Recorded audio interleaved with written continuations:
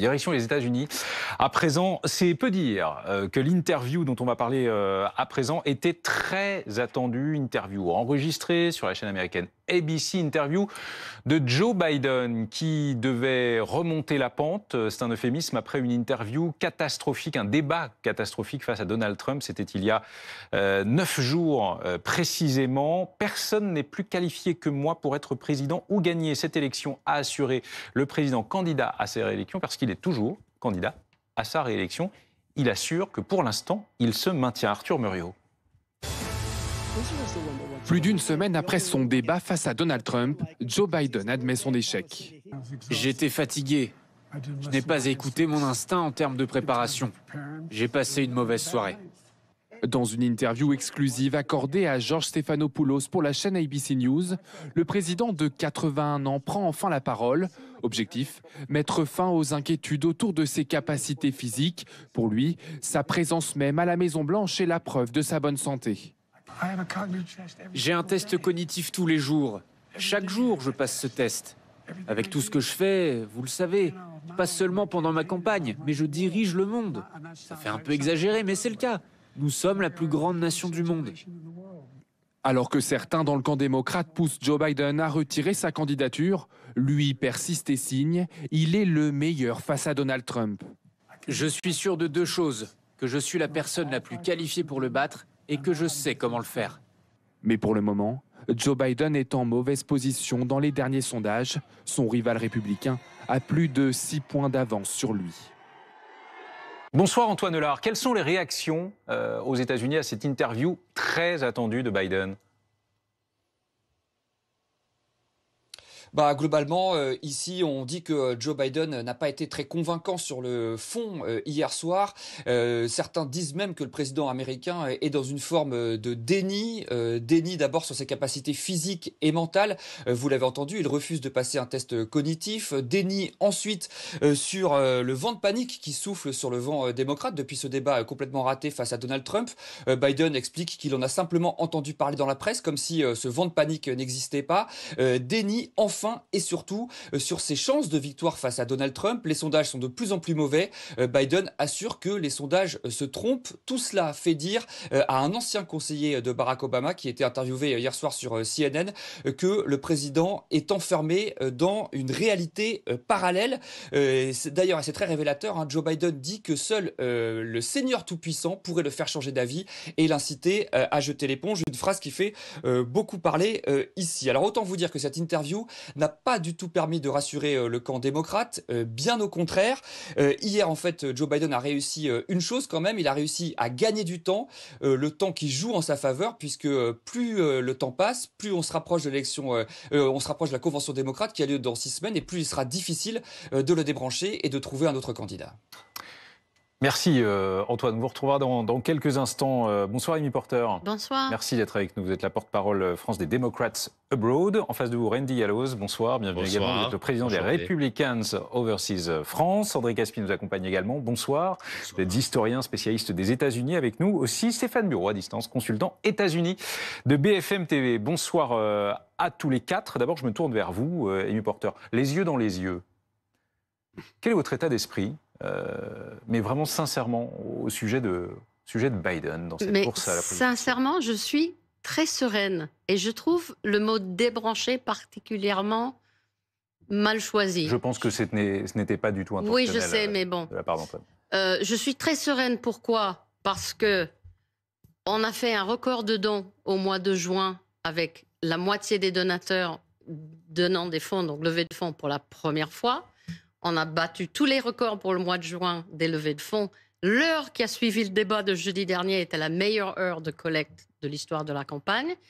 Et quand les journalistes disent « il y a panique, il y a ceci », je ne sais pas avec qui ils parlent, mais il n'y a pas de panique ni au sein de la campagne, ni parmi les leaders du Parti démocrate. Vous avez Jeffries, vous avez Schumer, vous avez Pelosi, vous avez Clyburn, vous avez tous les gouverneurs avec lequel Biden s'est entretenu la semaine dernière, qui sont tous derrière lui à 100%. Donc je trouve que cette panique est un petit peu fabriquée. Mais alors, je ne sais pas comment le dire, mais ça peut paraître hors sol, ce que vous nous dites. Honnêtement, au regard mais non, de... parce que c'est moi, factuel, attendez, au regard de ce que l'on voit, c'est-à-dire un Biden fatigué, désorienté, qui ne finit pas ses phrases. Et c'était encore le cas lors de cette interview enregistrée à ABC hier. Vous ne voyez aucun problème pour et chez Biden actuellement?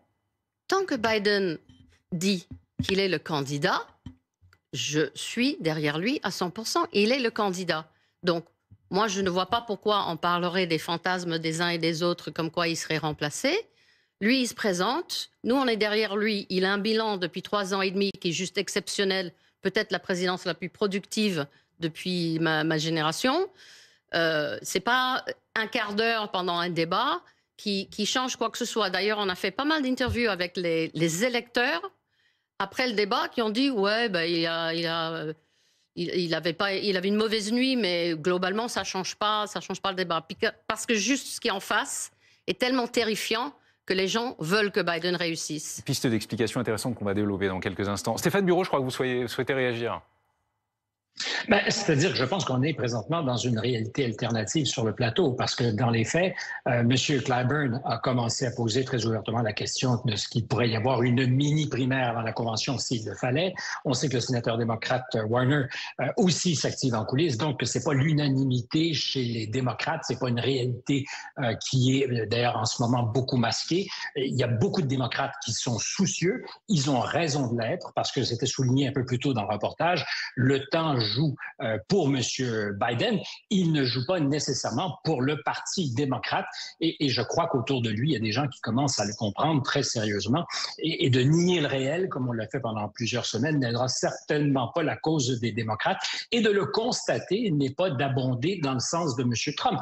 En fait, si le danger que M. Trump fait peser sur la démocratie est aussi fondé que le disent les démocrates, je pense qu'il est temps, et d'ailleurs, il le constate, de se poser la question essentielle, est-ce que nous pouvons gagner l'élection avec Joe Biden? André Caspi, oui. Comment interpréter ce qui se passe actuellement aux États-Unis? Certains disent déni chez les démocrates. Joe Biden lui-même semble en partie, au moins, employer une espèce de méthode Coué, puisque c'était rappelé dans le sujet juste avant, il nie jusqu'à la réalité des sondages, refuse de se soumettre à quelconque test médicaux indépendant.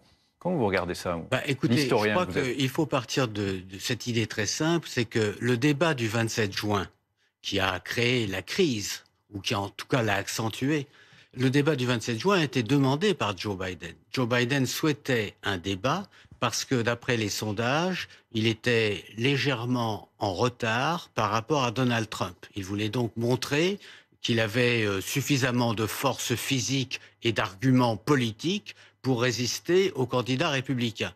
C'est l'inverse qui s'est produit. Ce qui veut dire qu'aujourd'hui, en dépit des propos plutôt favorables que tient ma voisine de droite, il est évident qu'il y a une crise aux États-Unis qui a été en partie déclenchée par le New York Times. Le New York Times, ce n'est pas un quotidien qui soit républicain. Je ne dis pas que le New York Times est complètement dépendant des démocrates, ça ne serait pas vrai.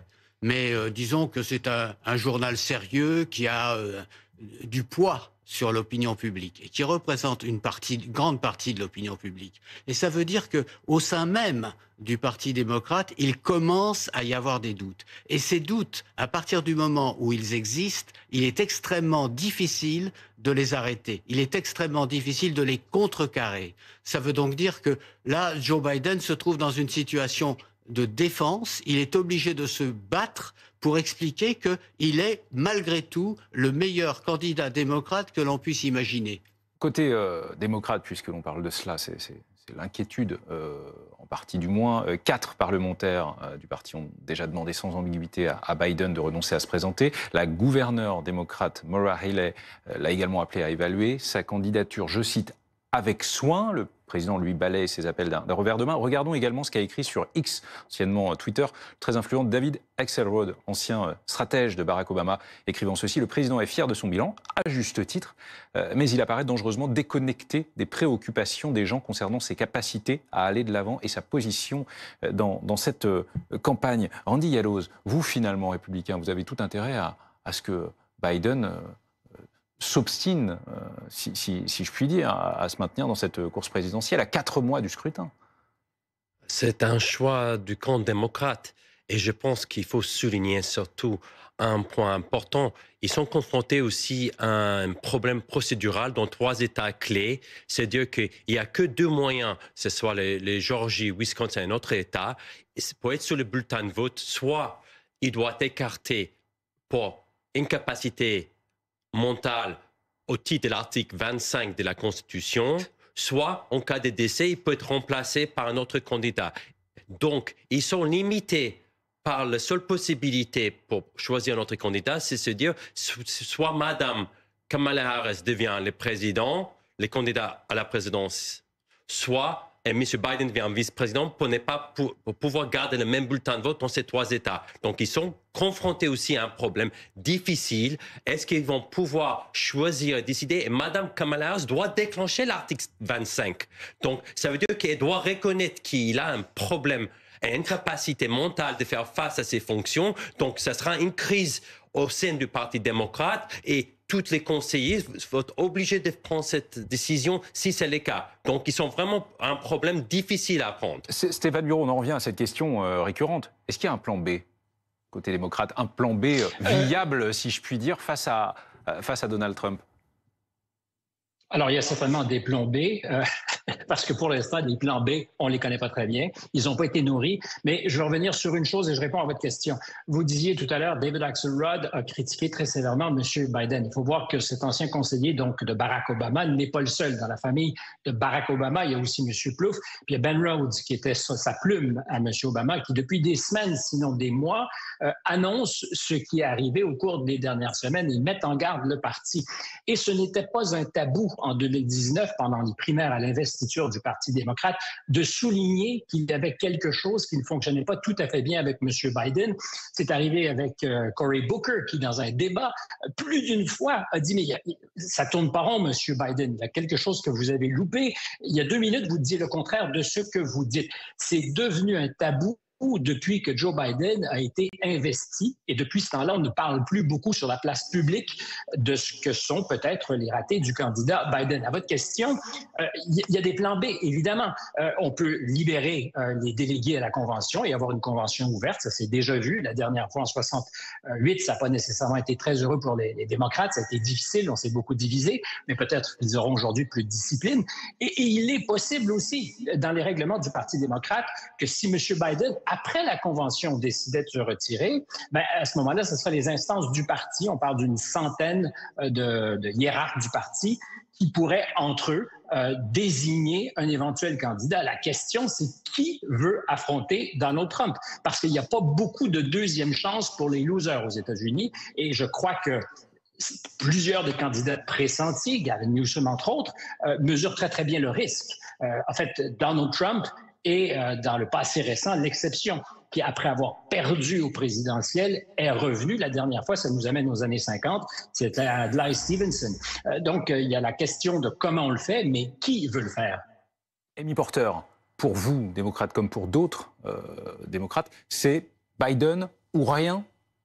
Mais c'est pas Biden ou rien, mais tant que Biden est le candidat, je ne vois pas pourquoi je parlerais d'une éventuelle hypothétique alternative.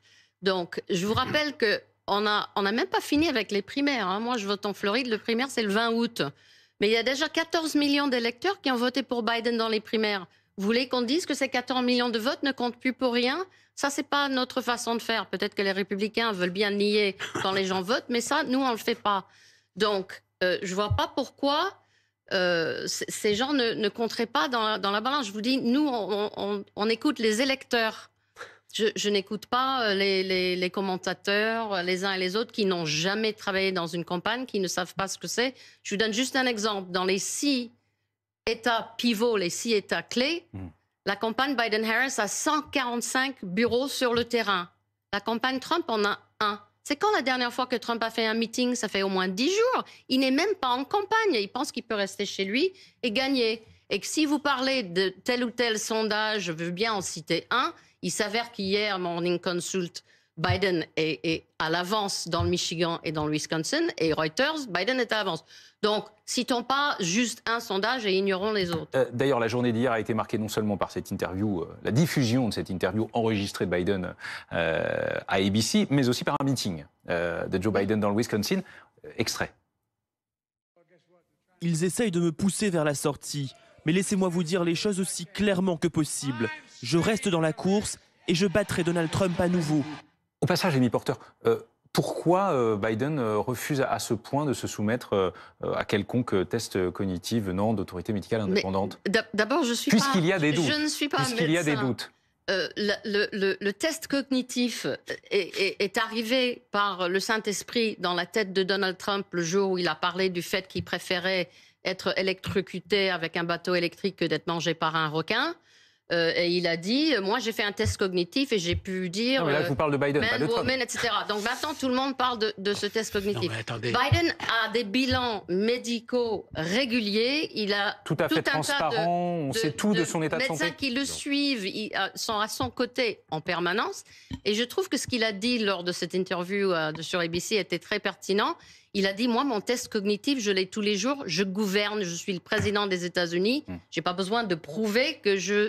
C'est précisément ce que certains lui reprochent. C'est-à-dire que sur le plan public, ses apparitions ne sont pas toujours marquées par là, la plus grande lucidité à certains moments. Parfait, on a tous dans le Wisconsin hier. constaté que c'est... Je trouve qu'il y a vraiment deux poids, deux mesures. Parce qu'on laisse Trump dire n'importe quoi. On le laisse dire 50 mensonges en 30 minutes. Oui, ça, c'est autre chose. Et d'ailleurs, on va en parler. Chaque petit mot de travers de Joe Biden. Je trouve que vraiment, il y a un double standard là. André Gaspy.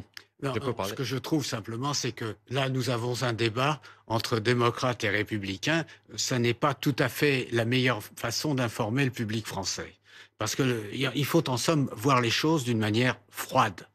Est-ce que Joe Biden est en état ou non? Et lui-même pose la question. C'est-à-dire lui-même est en train de nous prouver ou essayer de nous prouver qu'il est tout à fait sain d'esprit, qu'il est en pleine forme, qu'il réussira en somme à être de nouveau le président des États-Unis pendant 4 ans, c'est-à-dire de terminer éventuellement son deuxième mandat à 86 ans, ça veut dire que malgré tout, il y a un problème. Et je crois que c'est une erreur de la part des démocrates de ne pas envisager les conséquences de cette erreur que commet Joe Biden. Mais simplement... Comment envisager? C'est-à-dire, faut-il s'en remettre à la Convention, à condition bien sûr que Joe Biden démissionne d'abord? Faut-il s'en remettre... Tout dépend de lui à ce stade encore. Oui, c'est-à-dire que pour l'instant, il est encore maître de la situation. C'est-à-dire, si c'est la Convention, ça va donner les résultats qu'on peut imaginer. Il suffit de se référer à la Convention de 1968. C'est le désordre le plus total et c'est l'assurance de l'élection du candidat républicain. Mais il s'agit en somme pour les démocrates de prendre le problème à bras le corps, de ne pas essayer de l'esquiver, parce que c'est un problème fondamental pour la démocratie américaine. Antoine Hollard.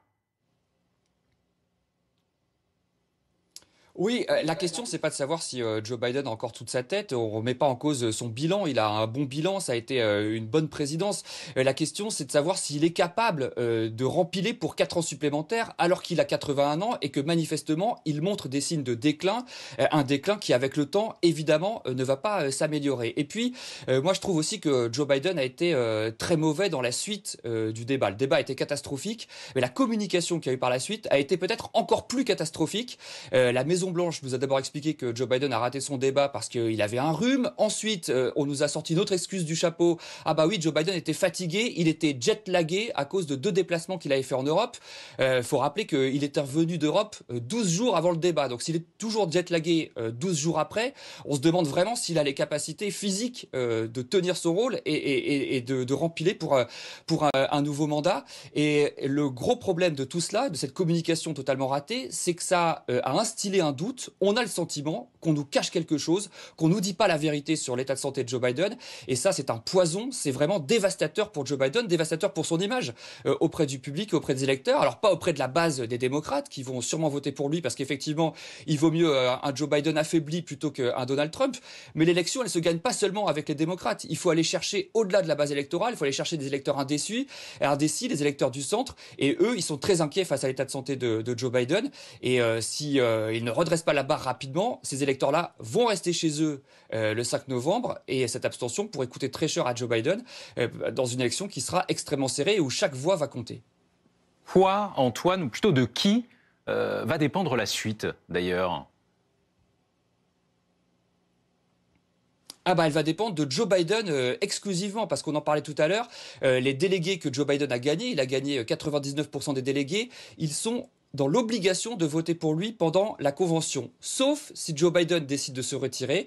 À ce compte-là, ces délégués sont libérés de cette obligation de voter pour Joe Biden et ils peuvent reporter leur voix sur un autre candidat. Donc il y a deux scénarios possibles si Joe Biden se désiste. Soit il soutient Kamala Harris et tout le parti se met derrière elle en ordre de bataille. L'avantage de cette solution, c'est que ça évite la foire d'empoigne pendant la convention et ça donne un élan à Kamala Harris. L'avantage de Kamala Harris aussi, c'est qu'elle est connue et qu'elle peut utiliser l'argent de la campagne.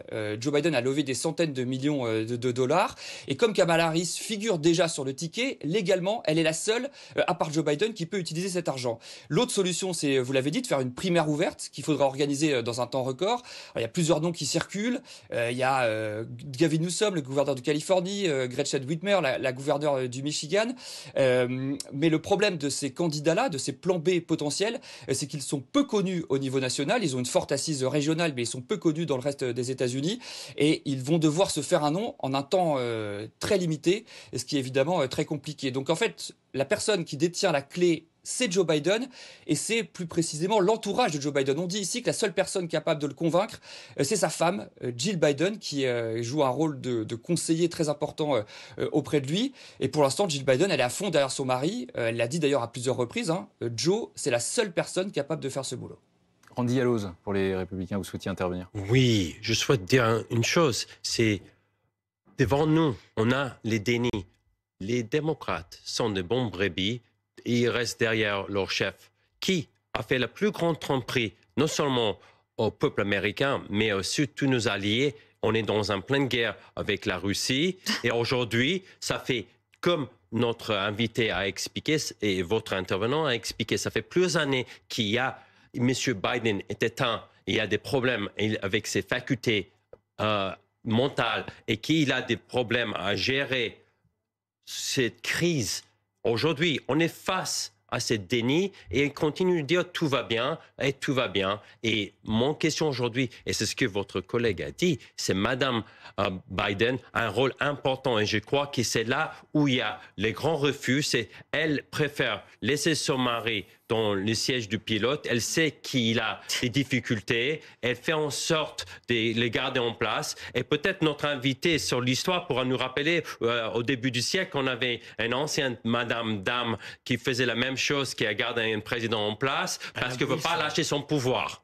Oui, et monsieur fait allusion à Madame Wilson lorsque le président Wilson a été frappé par une hémorragie cérébrale et c'est son épouse qui en effet menait les affaires de l'État. C'était en 1919. Bon, mais moi ce que je voudrais dire c'est que au fond tout cela risque de décourager une partie de l'électorat démocrate. Déjà, le Parti démocrate lui-même est l'objet de divisions. N'oubliez pas qu'il y a toute une aile gauche qui reproche à Joe Biden des aspects de sa politique étrangère et tout particulièrement à l'égard du Moyen-Orient. Et je me demande si finalement cela ne va pas accroître le nombre des abstentionnistes ou bien je ne sais pas, j'invente, j'imagine, ou bien d'un vote en faveur d'un troisième candidat, parce qu'on n'y pense pas. Mais regardez par exemple Robert Kennedy Jr., qui n'est pas démocrate, qui n'est pas républicain, mais qui pourrait éventuellement recueillir un certain nombre de voix, ce qui ne veut pas dire qu'il serait élu, il ne sera pas élu, mais ce qui veut dire qu'il gênera la réélection du démocrate. Et je crois que c'est là la faiblesse essentielle de Joe Biden. Stéphane Bureau. Tout à fait d'accord. Je pense on ne pourra pas bien mobiliser tous les électeurs du côté démocrate.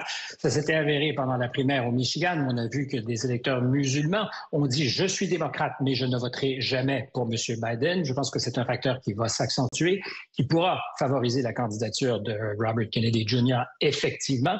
Mais sur la question de qui peut faire en sorte que le vent tourne, je ne pense pas que M. Biden soit parfaitement souverain. Je crois qu'à partir du moment où les grands donateurs se feront de plus en plus entendre et voteront avec leurs pieds, en ne donnant pas les sous qui sont attendus, je crois que le jour où Barack Obama, qui est un faiseur de roi au sein du parti, va changer son discours, à ce jour, il a laissé parler ses anciens collègues, qui sont très, très, très critiques, anciens collaborateurs. Il se trouve que lui s'est gardé une petite distance, mais on peut facilement imaginer qu'ils disent c'est terminé, je sonne la fin de la récréation. Bill Clinton pourrait le faire aussi, et Nancy Pelosi, qui pèse dans le dossier et qui, à ce jour, a fait beaucoup évoluer son discours. Elle ne dit plus qu'il doit à tout prix rester. Elle a qualifié chacune de ses affirmations. C'est une politicienne aguerrie, et si elle l'a fait, c'est parce qu'elle se garde justement cette marge pour dire c'est terminé, Joe, il faut dire au revoir. Et je pense que ça pourrait arriver et que M. Biden n'est pas le seul à décider. Antoine Eulard, je me tourne vers vous parce que André Caspi disait il y a quelques instants, la crainte c'est qu'une partie des électeurs démocrates soit découragée par ce qui se passe actuellement. Le découragement, il pourrait aussi, Stéphane Bureau l'évoquait à l'instant, venir peut-être... Est-ce que cela a déjà commencé d'ailleurs, des donateurs, l'argent étant le nerf de la guerre des campagnes électorales, particulièrement aux États-Unis? Oui, effectivement, et ça a déjà commencé. Il y a certains donateurs qui quittent le navire, notamment à Hollywood. On peut citer par exemple le cofondateur de Netflix, qui est l'un des plus gros donateurs du Parti démocrate ces dernières années. Il a déjà donné plus de 20 millions de dollars au parti. Et il y a quelques jours, il a fait une déclaration au New York Times en disant qu'il suspendait ses donations tant que Joe Biden reste dans la course. Il appelle à passer le flambeau à une plus jeune génération. Il y a d'autres donateurs qui lui ont emboîté le pas, par exemple une héritière de la compagnie Disney, qui elle aussi est une donatrice du Parti démocrate et qui suspend ses versements au parti. Alors pour le moment, c'est difficile de savoir quelle est l'ampleur de l'hémorragie des donateurs, tout simplement parce que les campagnes, les équipes de campagne publient les chiffres uniquement à la fin du mois. Donc le débat a eu lieu fin juin, il faudra attendre en fait la fin du mois de juillet pour savoir exactement si de nombreux donateurs ont quitté le navire ou pas. Pour le moment, la campagne de Joe Biden dit que tout va bien. Ils expliquent que dans les heures et dans les jours qui ont suivi le débat, ils ont levé, je crois, plus de 40 millions de dollars, ce qui est un très gros chiffre. Ils y voient le signe que pour l'instant, les donateurs sont toujours à bord. Mais évidemment, si l'argent commence à se tarir, là, la situation va devenir effectivement très très compliquée pour Joe Biden. Une campagne électorale, ça coûte extrêmement cher, et sans argent, on voit mal comment le président pourra continuer sa campagne. Puisque officiellement vous êtes parfaitement sereine Oui. pour Biden, à quel moment vous commencerez éventuellement à vous inquiéter un petit peu? Alors, je ne m'inquiéterai pas parce que je trouve que nous passons beaucoup trop de temps à parler de ces deux hommes et pas assez de temps à parler de l'enjeu véritable de cette élection. Mais la faute à qui? Ce que seraient les États-Unis si Trump revenait au pouvoir. Je trouve particulièrement fort de café que mon ami Randy dit que les démocrates sont des petits brebis derrière leur candidat, alors que les républicains se sont alignés derrière un homme qui a été condamné 34 fois, qui doit $1,5 milliard à l'État de New York, qui a refusé d'accepter les résultats de l'élection, qui a incité un coup d'État pour rester au pouvoir. Et nous, on est derrière notre candidat parce qu'il a passé un mauvais quart d'heure lors d'un débat. Je suis désolée, mais il y a vraiment deux poids, deux mesures. Ce qui nous attend avec le projet 2025, si jamais Trump ou n'importe quel autre républicain revient, c'est 15 millions de déportations, c'est l'interdiction de l'IVG et de la contraception, c'est l'indoctrination chrétienne, c'est l'interdiction de l'arrivée sur le territoire des musulmans. Le programme de Trump est terrifiant et c'est pour ça que je suis sereine que les électeurs vont quand même voter pour Biden. Andy Yalloz, votre réponse, ce sera le mot de la fin. Merci. Je pense que vous terrifiez la plupart des Américains qu'on vous entend là, et beaucoup dans le monde entier, parce qu'aujourd'hui, face à cette position qui a été prise par M. Biden, et sa position qui est aujourd'hui, on se trouve dans la plus grande insécurité depuis des décennies dans le monde, que ce soit dans le Proche-Orient, dans nos frontières avec la Russie. Et vous êtes en train de nous dire c'est la faute. Pendant les mandats de M. Trump, il n'y avait pas de guerre. Il y avait la sécurité. Aujourd'hui, on est face à un parti démocrate qui veut garder le pouvoir à tout prix, prêt à tromper le peuple américain. Et vous êtes là à cacher ces difficultés. Garder le pouvoir à tout prix, ça rappelle quand même des souvenirs, non côté démocrate, mais côté républicain. Non. Aujourd'hui, excuse-moi. Aujourd'hui, il ne faut pas oublier que vous voulez reprocher les 6 janvier. Aujourd'hui, il y avait un procès aux États-Unis et il y avait des poursuites contre M. Trump. Et la Cour suprême vient de dire qu'il dispose de l'immunité de toutes ses paroles. Et il a demandé même à Mme Pelosi, il a mis à la disposition 20 000 soldats pour garder la sécurité. C'est pas faux. C'est faux. Mais en tout état de cause, Madame, c'est la première fois que vous êtes mis en difficulté. Vous devez savoir que depuis des années, les médias sont toujours contre les républicains. Une fois dans votre pauvre vie, que les pauvres, M. Biden est mis en difficulté. Je ne suis point en difficulté. Oui, parce que vous êtes dans les dénis. Ça tombe bien, c'est la fin de cet échange. Je ne tiens pas du tout à confirmer cet échange entre démocrates et républicains. Que je clôt. Je ne suis ni démocrate ni républicain, je suis français. Vous n'étiez pas là pour prendre parti. Merci André Caspy. Et comme vous le savez, je vote demain en France. Absolument. Et d'ailleurs, on n'en dira pas plus parce que nous sommes en période de réserve. Merci à tous les trois et à tous les 5 d'avoir accepté l'invitation de Week-end 3D sur BFM TV.